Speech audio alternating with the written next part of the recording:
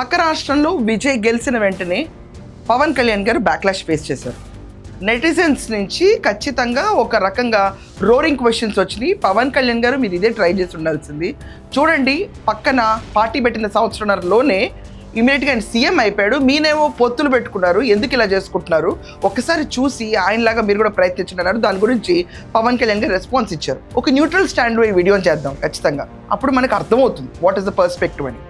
విజయ్ తమిళనాడులో గెలవటానికి ఒక vacuum create అయింది. 59 ఏళ్ల ద్రవిడిన పార్టీ ఇంపోజిషన్ తీసి పక్కన పడేసేసి జనాలు ఒక ఫ్రెష్నెస్ కావాలనుకున్నారు. ఏమంటే ఒక లిటరలీ అర్ధ శతాబ్దం మించిన రూలింగ్ ఉన్న తర్వాత యాంటీ ఎన్కంబరెన్సీ కాదు కదా, దాని బాబు లాంటి ఎన్కంబరెన్సీ వస్తుంది. మా వల్ల కాదు, ఇంకా మేము భరించలేము అన్నప్పుడు ఎమర్జ్ అయిన పార్టీ టీవీకే విజయ్. కమల్ హాసన్ కూడా పార్టీ పెట్టారు.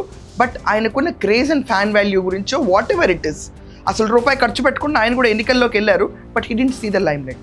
బట్ వాక్యూమ్ హైగా వెళ్ళిపోయిన టైంలో విజయ్ ఎంటర్ ఇచ్చేసారు.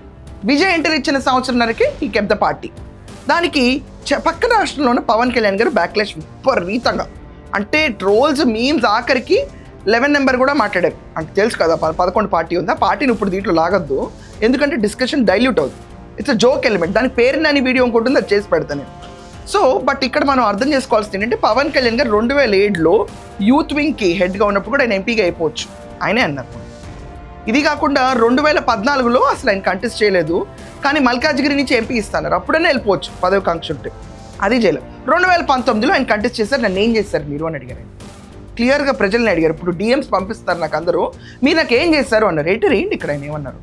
సరే, వీళ్ళు చెప్పినట్టుగానే మనం కూర్చొని 2019లో నిలబడ్డాం, ఎక్కడ పెట్టారు, 2 చోట్ల ఓడించారు కదా.